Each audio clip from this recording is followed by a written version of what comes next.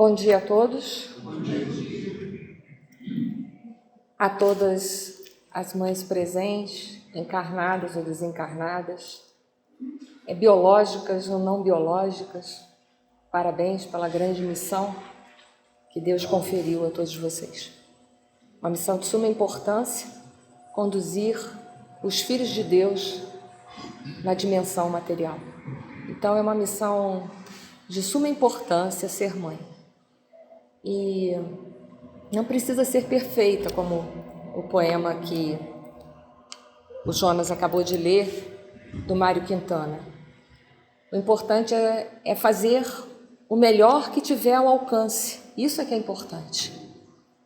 E é importante que os filhos reconheçam a dificuldade, a abnegação e renúncia que é ser mãe, que não é fácil. Então, parabéns a todos vocês. Nessa manhã, eu trouxe o tema Cura de um Leproso, que está em Mateus capítulo 8, versículo de 1 a 4, Marcos capítulo 1, versículo de 40 a 42, Lucas capítulo 5, versículos 12 e 13. Veja que são poucos os versículos, né? Eu vou me utilizar de Mateus, que eu particularmente gosto muito, que são só 4 versículos. Mas, peraí que o Júlio entende tudo disso, eu não. Isso é isso. Assim? Tá melhor, gente? Tá? Obrigada, Júlio. Então, a gente vai extrair essa manhã, juntos, algumas reflexões sobre a passagem de Jesus. Falar de Jesus é falar de amor, é falar de redenção, é falar de caminho, de encontro ao reino de Deus, que ele tanto falou, o reino de Deus, o reino dos céus, que Jesus falou inúmeras vezes. Falar de Jesus é fortalecer a fé, é fortalecer a esperança que existe dentro dos nossos corações. Jesus foi ofertado no Livro dos Espíritos para nós como modelo e guia. Então, se a gente deseja sair dos ciclos reencarnatórios de dor, encontrar a verdadeira felicidade, a paz, só tem um jeito, é seguir Jesus. Não é uma missão fácil seguir Jesus. Seguir os ensinamentos de Jesus é difícil, mas não é impossível. Então, vamos conversar um pouquinho essa manhã. Quando Jesus esteve conosco, a gente vai ver nos evangelhos, ele realizou em torno de mais ou menos 27 curas. Mas não significa que os 27 beneficiados ou mais, né? Houve curas em maior número, por exemplo, como a cura dos 10 leprosos, né? Não significa que todos permaneceram curados.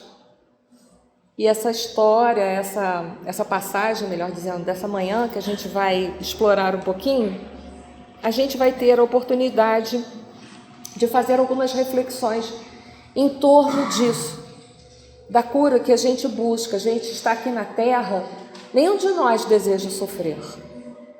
A gente não quer ter doenças, não quer ser incomodado por absolutamente nada. Apesar de sermos espíritos imperfeitos, quer dizer, uma coisa que não combina, né?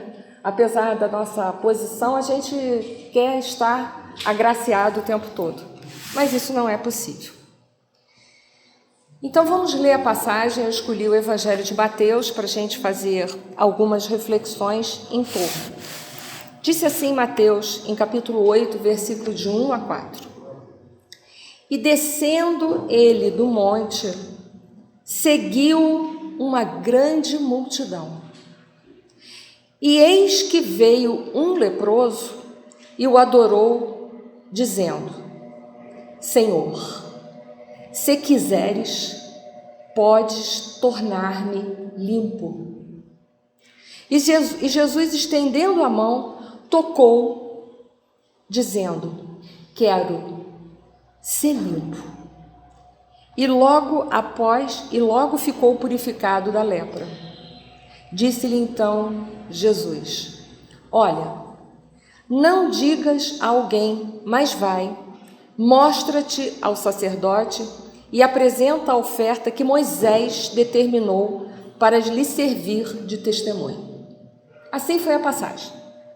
Nós nada sabemos sobre esse leproso. O nome dele, nada.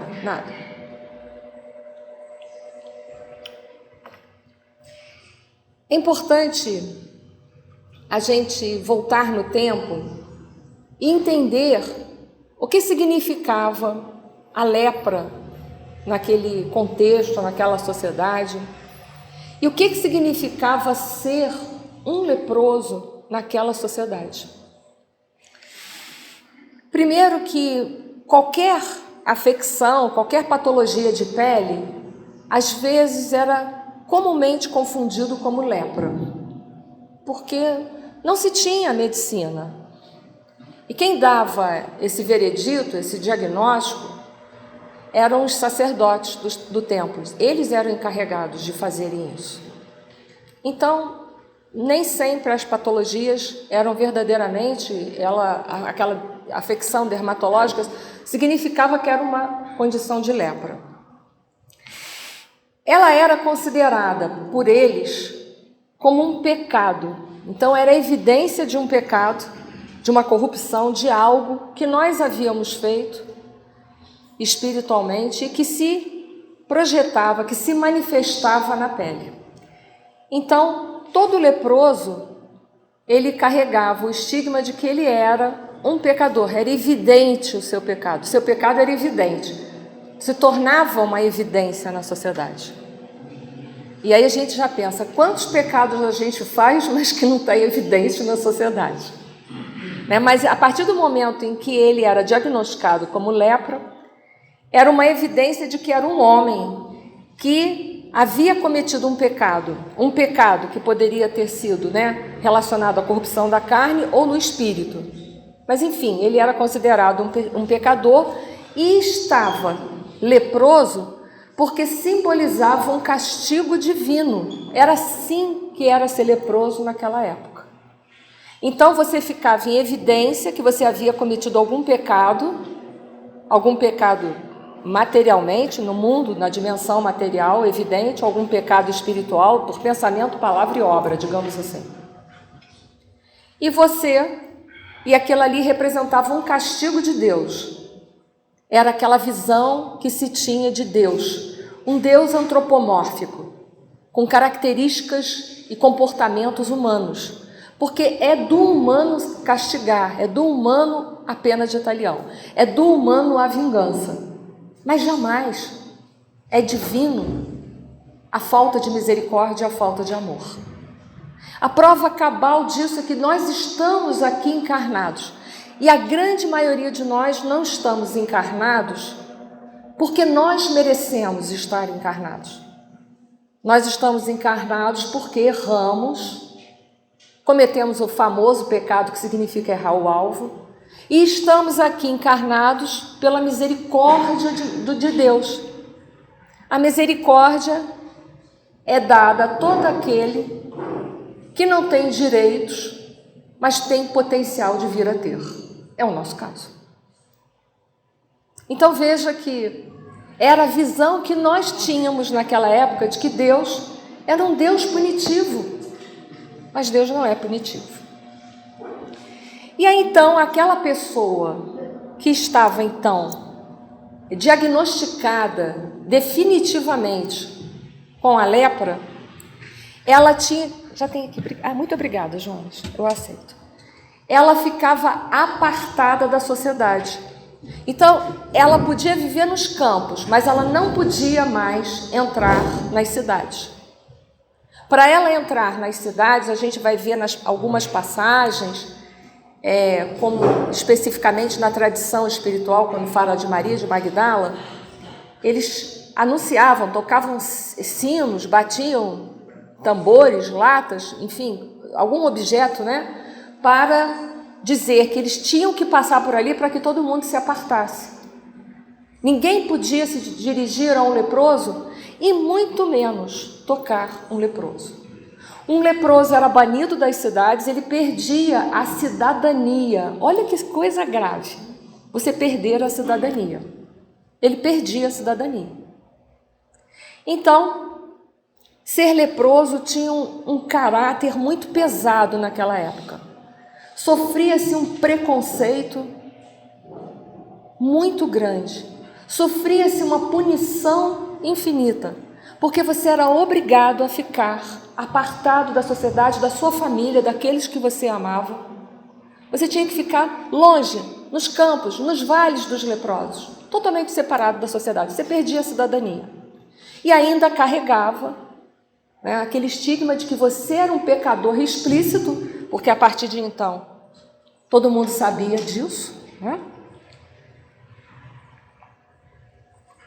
E que você era leproso, porque você estava sofrendo uma punição de Deus por um erro. Imagina, era assim ser um leproso. Naquela época, era isso que significava ser um leproso. Então, dito isso, para a gente saber que como era pesado ser um leproso, vamos à passagem em si. O primeiro versículo vai estar dizendo assim: e descendo ele do monte. Ora, então a gente tem que saber o que antecedia essa passagem. Porque Jesus estava descendo um monte. Então, o que estava acontecendo? Jesus tinha acabado, naquele instante, ele estava lá no monte, ele tinha acabado de proferir o Sermão da Montanha, que é um código de ética para a nossa vida. É um código de conduta moral. Ele é de suma importância para a implantação do reino de Deus aqui na terra.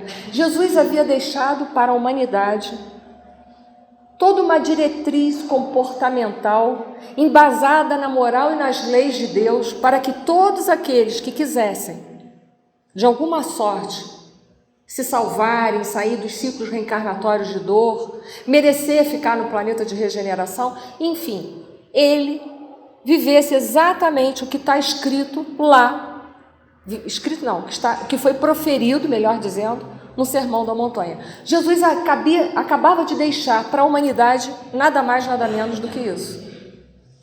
E é importante a gente lembrar esse momento que antecede, que ele estava lá na montanha, proferindo o Sermão da Montanha, que é de suma importância. É tão importante que Gandhi, que era hinduísta, não era cristão, ele disse que se todos os livros religiosos da humanidade se perdessem, fossem queimados, sumissem, mas restasse tão somente o Sermão da Montanha, a humanidade estava salva. A gente vê a importância do Sermão da Montanha. O Sermão da Montanha é um convite simbólico, porque Jesus sobe no monte para proferir, poderia ter proferido em qualquer outro lugar, mas simbolicamente também, as localizações geográficas eram símbolos que nós precisávamos ficar atentos para entender. Jesus profere esse sermão lá em cima porque é um convite para a humanidade verticalizar, sair da horizontalidade da vida e verticalizar. Verticalizar o quê? As nossas emoções, que são conturbadas, permeadas por conflitos, por sombras, pelo mal. Então, ele faz um convite à humanidade verticalizar. Um convite trabalhoso, porque subir uma montanha exige um trabalho, exige um esforço de cada um de nós. E vencer a montanha dos nossos vícios, das nossas dificuldades, das nossas sombras, não é algo fácil para ser realizado. Então ele acabava de fazer esse convite à humanidade, de verticalizar, deixa para a humanidade todo um código de ética, todo um código moral, para que a gente pudesse seguir e se libertar dos ciclos reencarnatórios de dor. E ele agora continuava a ensinar e dar um exemplo, porque ele sobe a montanha e passa o código, e agora ele mostra para a gente que não pode ser só palavras, é preciso descer e socorrer os que estão na retaguarda. E dá um exemplo para nós. Ele desce da montanha e vai socorrer os que estão na retaguarda, reforçando o ensinamento que ele deixou para a gente, que muito será cobrado a quem muito foi dado. Porque não basta teorizar, tem que botar na prática, e é o que ele vai fazer. Ele desce da montanha e vai praticar tudo aquilo que ele acabou de dizer. Ele não era um teórico. O que ele falava, ele vivia. Mostrando que é assim que nós temos que fazer também. Porque estamos em níveis evolutivos diferenciados, E temos sempre alguém que está na nossa retaguarda, como temos sempre alguém que está à frente da gente, não é assim? É nossa obrigação olhar por aqueles que estão na retaguarda. É da lei de progresso, Kardec fala isso quando fala da lei de progresso. Que os que estão mais à frente precisam ajudar os que se encontram na retaguarda. Vai, né? De ressonância com o que Kardec e Jesus fala, está na ressonância. Estão no mesmo patamar. Então, é importante a gente parar para refletir isso. Então, Jesus acaba de descer a montanha e ele vai ao encontro de um leproso. Porque, né? Ele vem ao encontro. Aliás, quem vem ao encontro é o leproso, que vem ao encontro dele. E como diz lá, descendo ele do monte, seguia-o uma grande multidão. A multidão, a gente vai ver em diversas passagens de Jesus, sempre estavam seguindo Jesus. Pode ver isso. Onde Jesus estava, tinha uma multidão. Multidão essa que, em geral, estava sequiosa, muitas vezes de receber alguma coisa. Muitos estavam ali de curiosidade para ver qual era dele, literalmente. E muitos estavam ali dispostos a receber muitas coisas, porém, pouquíssimos estavam dispostos a se modificarem, a servir. Poucos estavam dispostos. Mas uma grande multidão sempre cercava Jesus. Mas muito pouquinhos estavam interessados em fazer uma mudança, porque a mudança é a sua subida para a montanha.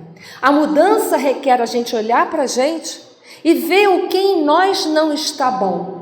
Isso tem que ter muita coragem, muita coragem. Se olhar requer muita coragem. Olhar os defeitos das pessoas é fácil, é só olhar.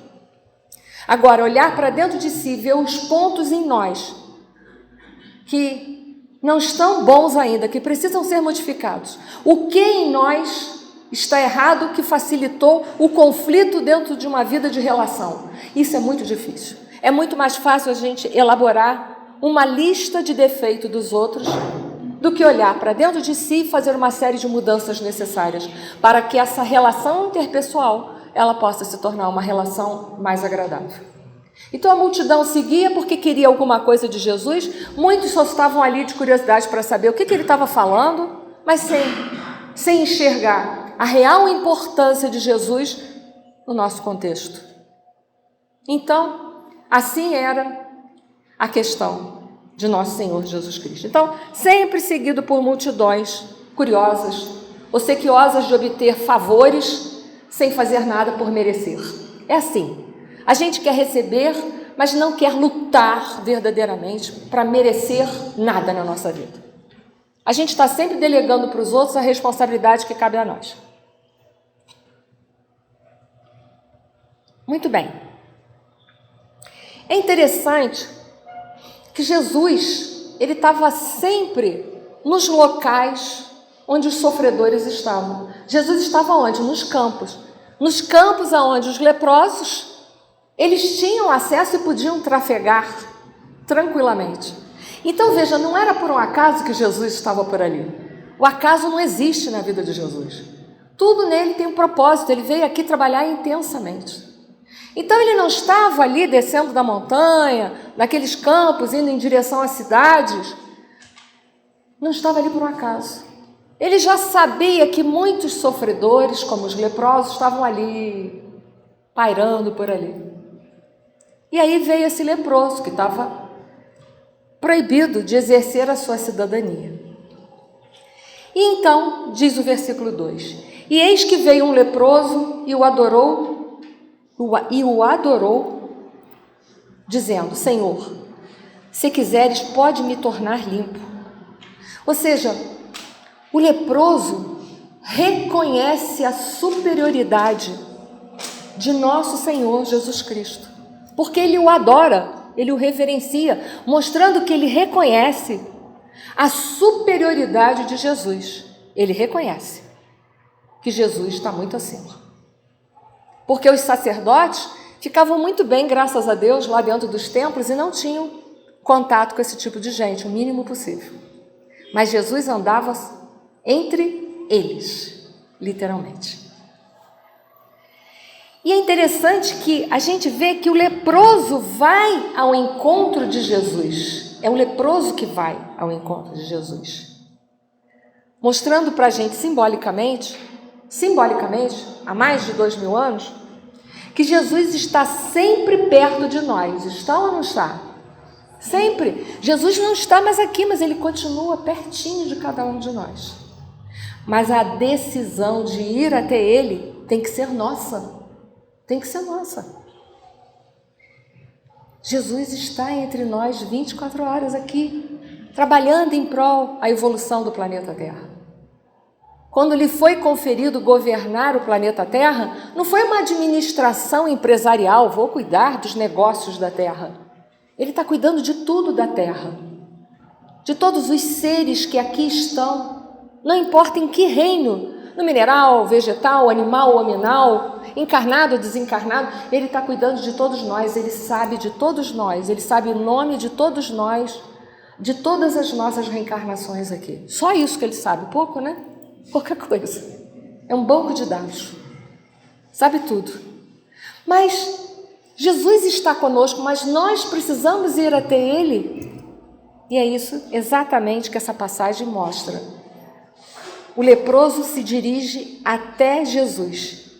Essa decisão do leproso de ir até Jesus, de uma certa forma, mostra para a gente uma maturidade para a cura. De alguma forma, ele já começa a estar preparado para a cura. Porque ele vai ao encontro de Jesus. A gente não está falando andou fisicamente até Jesus. A gente está falando de ir até Jesus e se aproximar dos seus conhecimentos. Não é andar até Jesus. É se aproximar da vivência, da prática dos ensinamentos deixados. Isso é ir até Jesus, não é caminhar até Ele fisicamente, né? E aí a gente vê que um dos fatores que é importante é tomar a decisão de ir, ele foi, porque nessa decisão está o emprego da vontade, está o emprego da nossa vontade. Eu fui até Jesus, eu fui por vontade, por decisão pessoal. A nossa vontade reflete também e muito o nível da nossa consciência. Vontade fraca, qual é o nível de consciência? Pequeno. Vontade forte e decisiva de quero ir até Jesus, custe o que custar. Nível de consciência. Ótimo. Então, tudo isso a gente extrai naquele momento, naquela reflexão, a gente vai parando para olhar todos esses ângulos. Ele tomou essa decisão, ele foi. Ele reconhece Jesus, ele o adorou, ele se ajoelhou, porque se ele se adorou, ele reconheceu a superioridade de Jesus, mas ao mesmo tempo, o que ele demonstra? Já um processo de humildade que se está fazendo dentro dele, porque ele reconhece algo acima. O orgulhoso, ele não reconhece nada acima, ele é o acima, não é assim? Ele sabe tudo, ele é o melhor, ele é o bambambam. Então ele já mostra para a gente alguma maturidade, não sabemos o tamanho dessa maturidade, mas mostra alguma maturidade e mostra o quanto que nós temos que ter maturidade para também pedir uma cura, porque ele pede. E aí a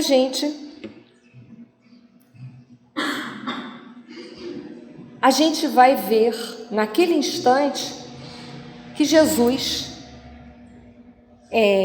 o toca e diz assim para ele. Ele pergunta para Jesus, se quiseres pode me tornar limpo.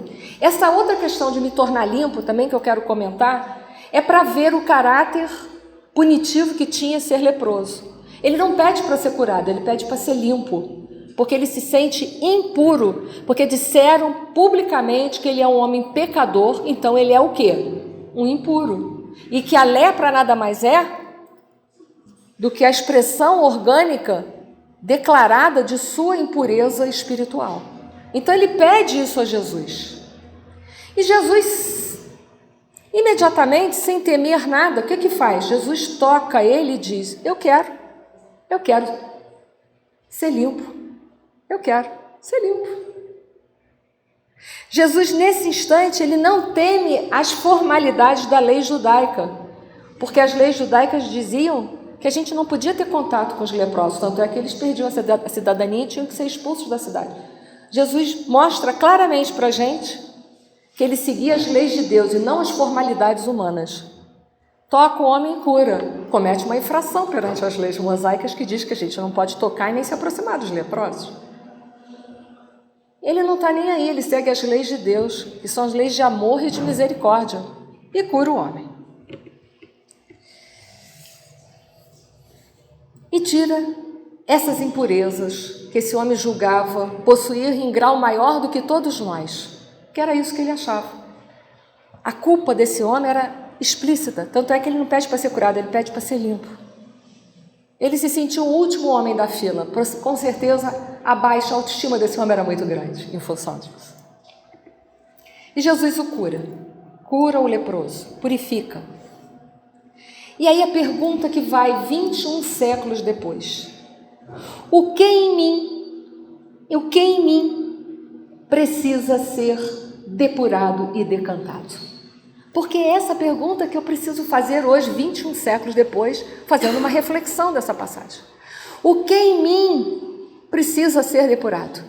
Que talvez não se manifeste no corpo físico a ponto de alguém poder detectar, ainda não saiu no corpo físico em forma de doença, as minhas impurezas ainda não se manifestaram no corpo físico.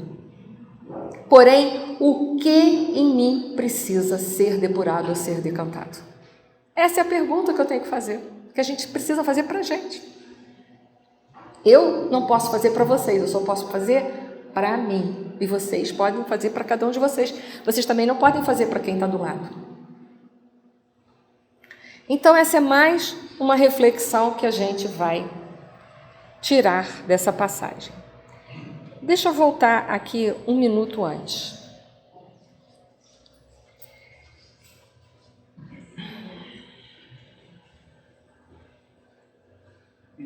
Só vou voltar aqui um minuto antes, depois eu volto.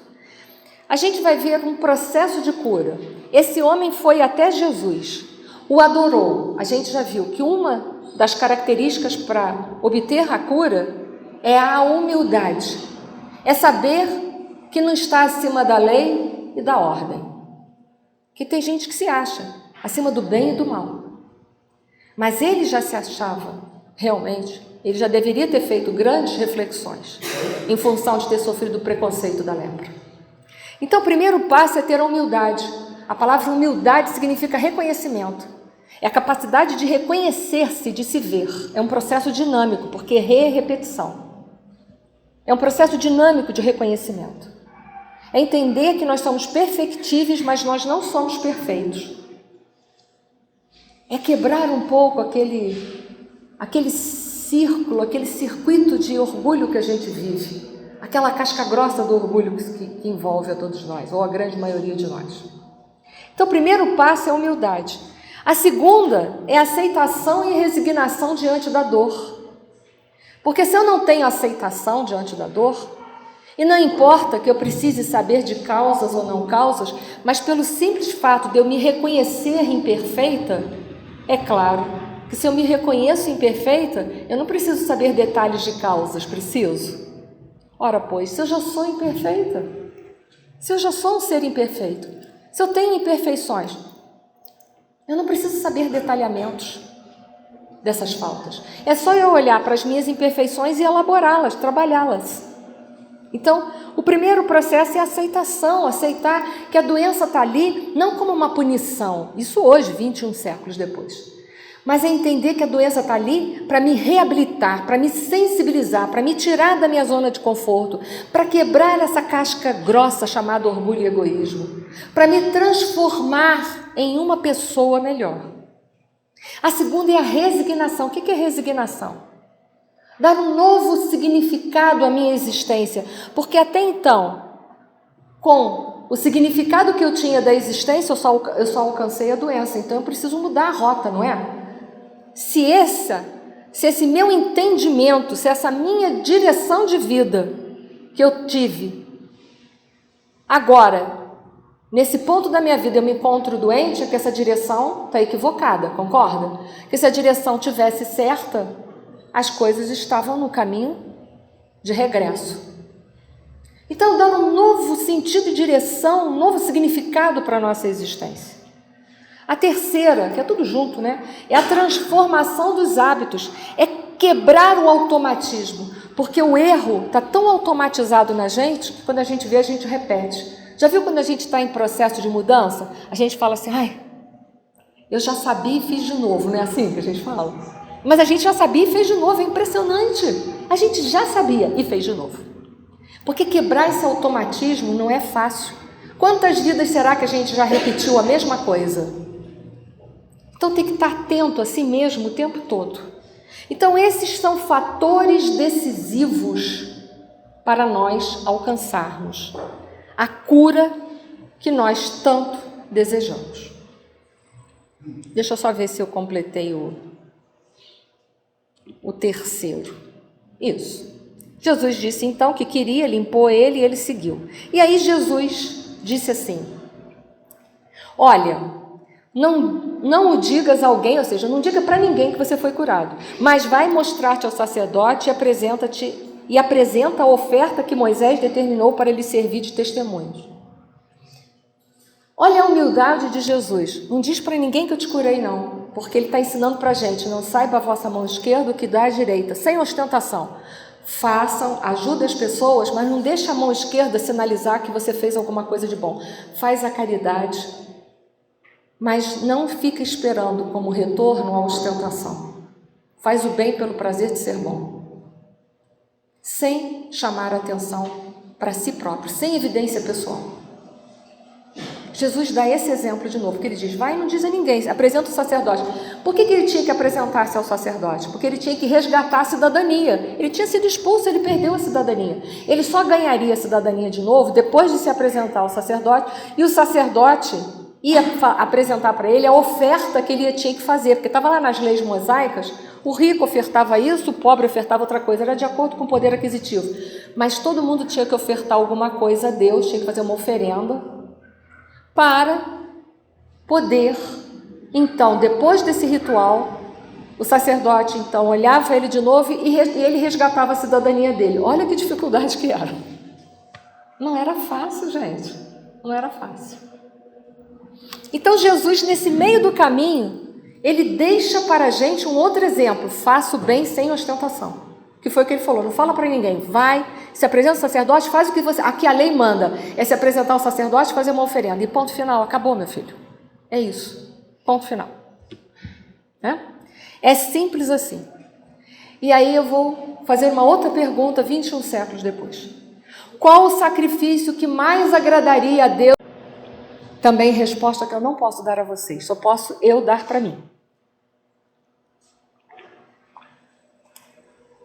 Qual o sacrifício mais agradável a Deus? Que eu desse uma esmola? Que eu desse de que me sobrasse na mesa? Do que eu desse uma roupa? 1 quilo de alimento? Ou será que teria algum outro sacrifício que agradaria mais a Deus que eu fizesse? Né? É fácil a gente falar assim, agora eu não como mais bala, mas você não gosta de bala, então é fácil, né? Não é? Você não gosta? Senhor, eu não vou comer bala nunca mais. Eu, por exemplo, sou uma pessoa que não gosta muito de bala. Aí eu falo, Senhor, a partir de hoje eu não boto uma bala na boca. Olha que facilidade. Molezinha, né? Eu já não gosto muito. Então, facílio. Vai ofertar aquilo que eu mais gosto de fazer. Aí aperta, não aperta? É isso que a gente precisa pensar, né? Então, qual seria o sacrifício mais agradável que Deus estaria esperando de mim?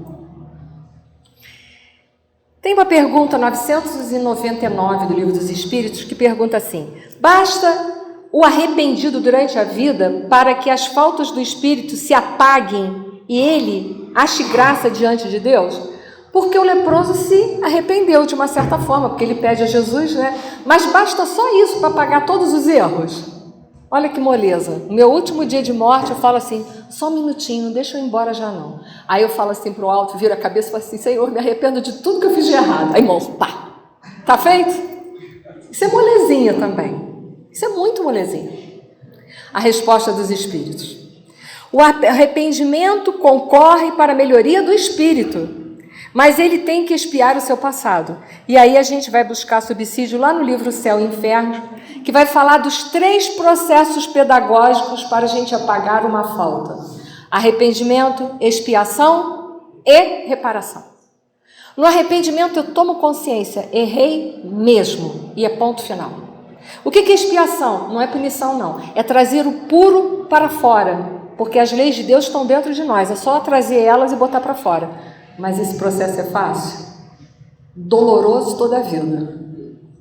Mas é um processo que, se nós fizermos, nós vamos começar a elaborar as leis de Deus dentro de nós, a vivenciá-las através de nós, no nosso autoconhecimento e reforma íntima. E aí sim eu estou preparado para a última etapa, que é reparação. O que é reparação? Devolver à vida aquilo que eu tirei. Aí agora eu tenho dentro de mim algo para devolver à vida, porque eu posso devolver algo que eu não tenho. Então, por isso que eu tenho os 3 passos. É devolver à vida algo que eu tirei. Mas para devolver eu tenho que passar a ter. Porque se eu já roubei, se eu já tirei, é porque eu não tinha, né? Então, agora eu tenho que adquirir para devolver. É trabalho versus mérito. A pergunta número 1000 do Livro dos Espíritos.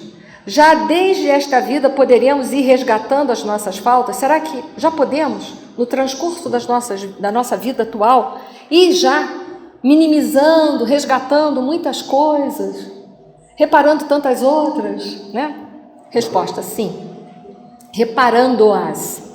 Mas não criais que as resgateis mediante algumas privações pueris, ou distribuindo em esmolas o que possuirdes depois que morrerdes, quando de nada mais precisais. Então foi aquilo que eu disse, né? Tão fácil, Senhor, vou parar de comer bala, Senhor, aquilo que você não, né? Não é isso.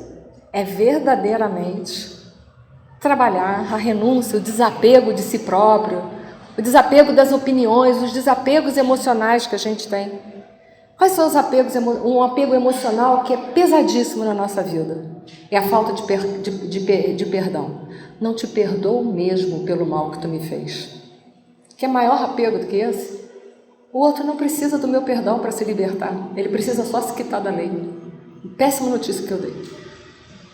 Então, tanto faz se eu vou conceder ele perdão ou não, se ele pode se restabelecer por si só perante a lei de Deus. Porque quando a gente erra, a gente comete uma infração às leis de Deus. Se o outro não quiser me perdoar, o problema é dele daquele momento em diante, já não é mais meu. Eu posso resgatar minha falta e ele ficar. Então é isso, essa consciência dilatada que a gente precisa no século XXI. E na 1002, que deveis fazer aquele que em artigo de morte reconhece suas faltas quando já não tem tempo de as reparar? Porque às vezes no último momento que cai a ficha, né? Basta-lhe neste caso arrepender-se? O arrependimento lhe apresenta a reabilitação, mas não o absolve, porque tem os 3 passos pedagógicos, por isso. Diante dele não se desdobra o futuro, que jamais se lhe tranca. Desculpa, é uma pergunta. Diante dele não se desdobra o futuro, que jamais lhe tranca? Ou seja, ele precisa passar pelos 3 processos. Arrependimento foi o primeiro passo, que bom, vai morrer mais leve. Mas não significa que ele não vai ter que passar pelos processos. Não significa. É o processo de reparação.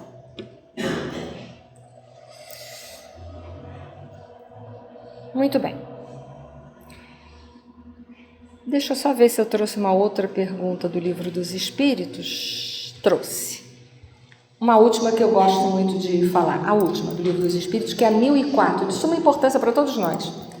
Em que se baseia a duração dos sofrimentos do culpado?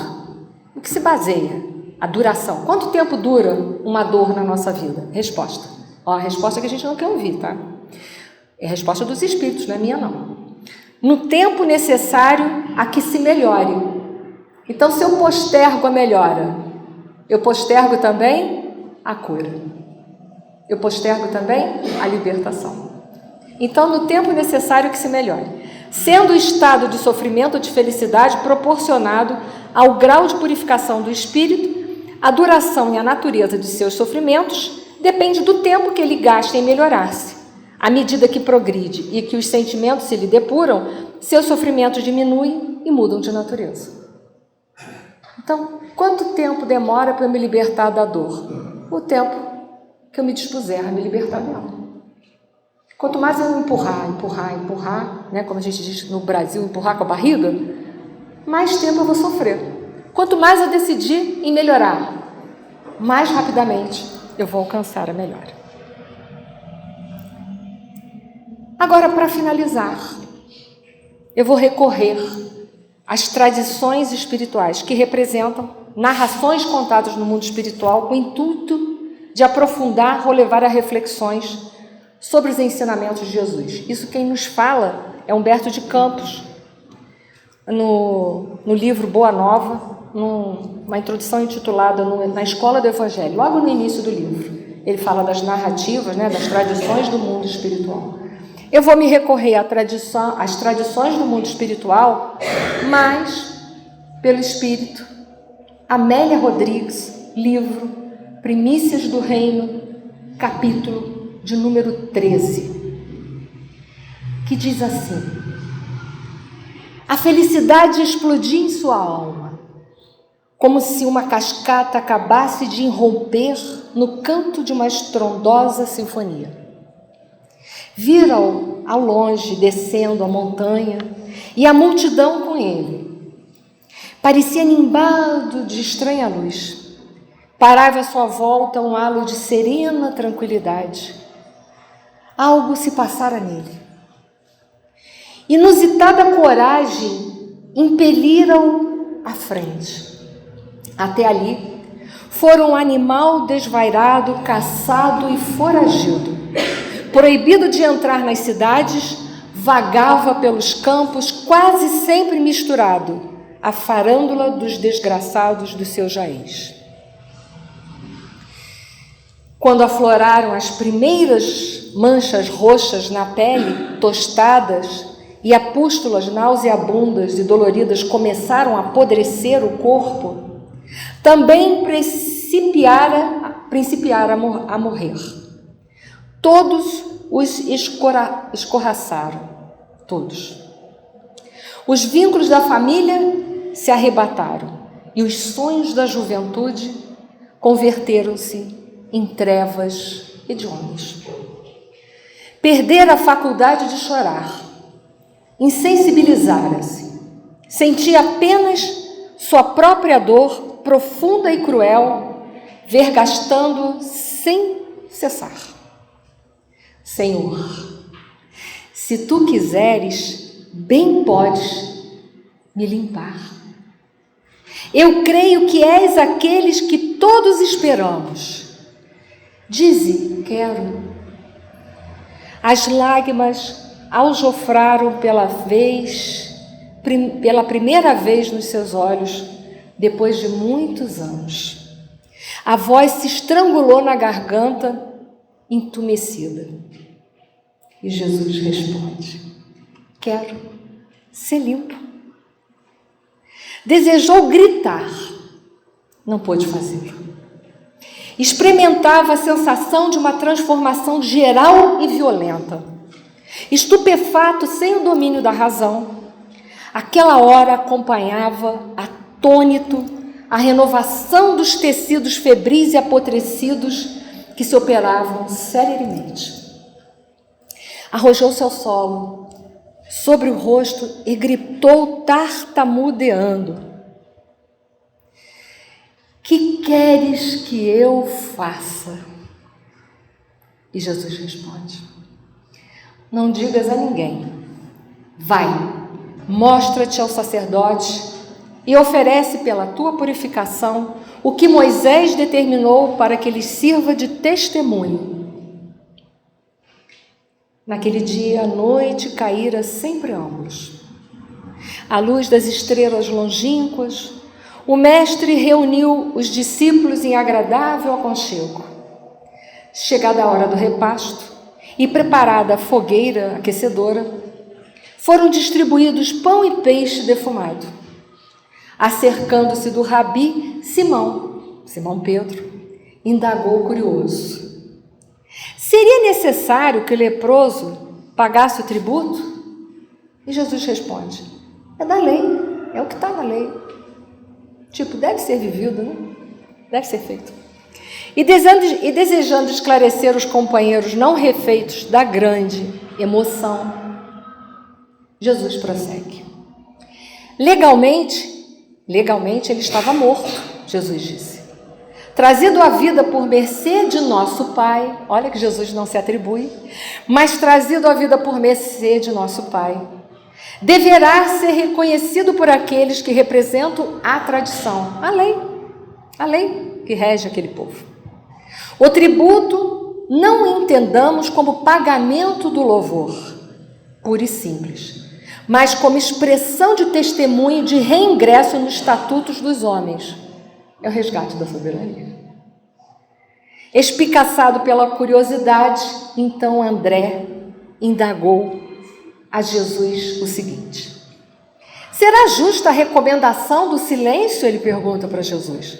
Não se faz necessário que todos identifiquem os sinais da mensagem de vida para que se disponha ao reino de Deus que está próximo?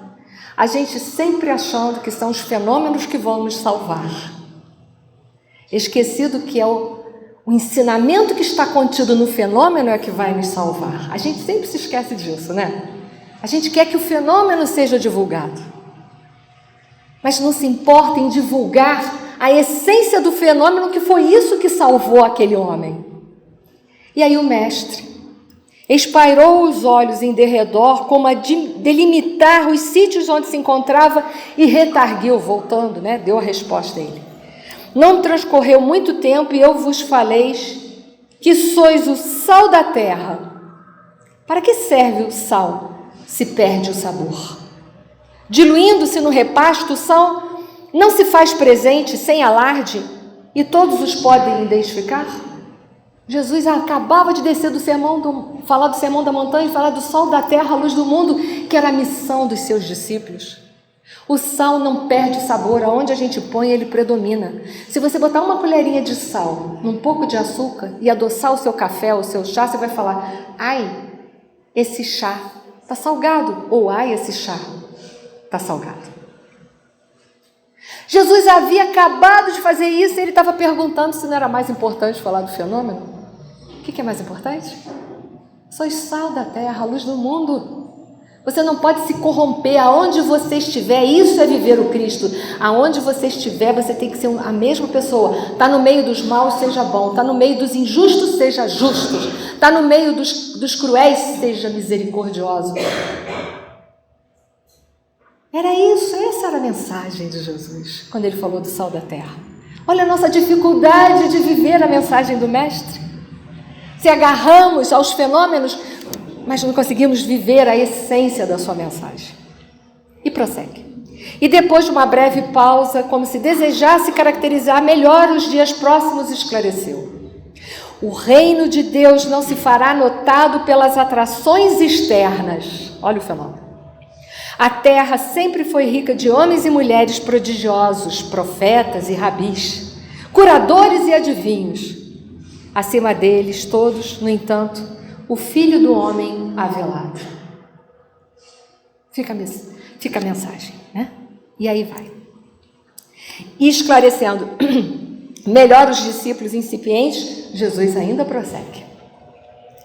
O leproso de hoje contaminou-se espiritualmente em pretérito próximo.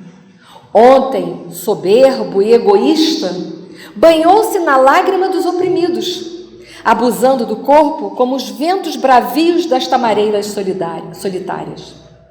Retornou aos caminhos de tormento em si mesmo atormentado, para ressarcir penosamente.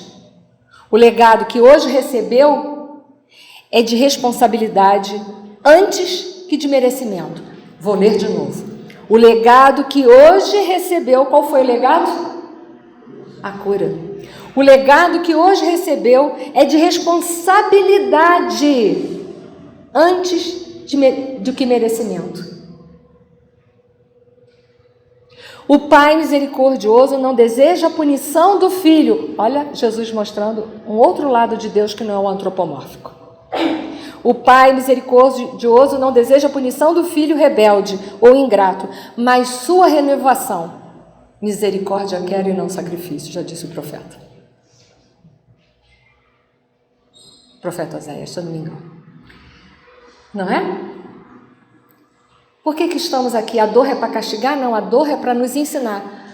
Lembra do tempo de duração dos sofrimentos que fala do livro dos Espíritos? Pergunta 1004. A dor está ali para ensinar. Se a gente não quer aprender, porque a gente não quer ter aceitação, a gente não quer ter resignação, a gente não quer ter humildade, a gente não quer mudar, a dor vai ficando até você aprender a lição. Quando você aprender a lição, o que faz a dor?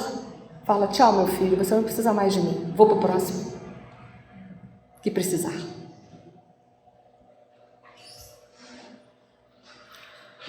Como se consultasse o leve cício da noite, arrematou com um aceno de tristeza na voz. Jesus. Nem todos, porém, podem isto compreender. E ele vai explicar. Neste momento, apalpando as carnes refeitas, disse Jesus, exibe o corpo aos curiosos e fala sobre aquele a quem desconhece com alegria e leviandade. Foi curado, mas desconhece Jesus. E aí? Se eu desconheço Jesus, eu desconheço as leis. Se eu desconheço as leis, qual o risco que eu corro agora de novo? Qual é o risco? De continuar doente, de voltar à lepra. E aí, vou de novo dizer, neste momento, apalpando as carnes refeitas, exibe o corpo aos curiosos e fala àquele a quem desconhece com alegria e leviandade. A cura mais importante não a experimentou, diz Jesus. É aquela que não se restringe à forma, ao corpo, e sim ao espírito. Levada à morféia, ele continua leproso. A lepra foi embora da carne, mas a alma continua com as mesmas causas, continua com os mesmos comportamentos que levou à lepra. Né? É o que Jesus está dizendo. Acautelai-vos dos contágios das misérias que os olhos não veem. Jesus chama atenção, cuidado, acautela-se das misérias que os olhos não veem, mas que entenebrecem a razão e perpetuam o coração. Simão, desejando mais esclarecimento, inquiriu com respeito. Já estou terminando, gente. Rabi, se o doente não se pode beneficiar com a cura, ter-lhe-ia sido esta de utilidade? Pergunta que eu também faria. Não é? Então, para que curou se não tem utilidade? Ele não se beneficiou, ele não mudou nada? Resposta de Jesus. Simão, respondeu bondoso Jesus. O reino dos céus é uma mensagem de amor para todos, desalentados e sofredores, atormentados e enfermos, todos receberão o convite de acordo com as suas necessidades. A nós compete espalhar as dádivas de luz e bênção, sem a preocupação imediata de como serão recebidos ou utilizados. Fruindo a dádiva de luz, pode escolher onde entesourar as esperanças. O sol espraia a vida em todo lugar indistintamente. E embora o pântano continua pútrido, o astro-rei insiste sobre o seu dorso, semeando a esperança onde a peste e a morte se agasalham. Então, uma manhã de paz e de luz para vocês, que nosso Senhor Jesus Cristo, que é o nosso modelo e guia, possa penetrar fundo nos nossos corações e nos ajudar a cuidar a nossa alma, nos ajudar, porque essa responsabilidade é nossa. A ajuda vem de fora, mas o socorro é de dentro. O socorro cabe a nós, a transformação é nossa. A transformação não é de Jesus, Jesus já é um espírito puro. Então, que nós possamos nos conscientizar e curar, se tivermos, as lepras da nossa alma. Muito obrigada. Uma manhã de paz e luz e feliz Dias das Mães a todas as mães biológicas e não biológicas. Obrigada.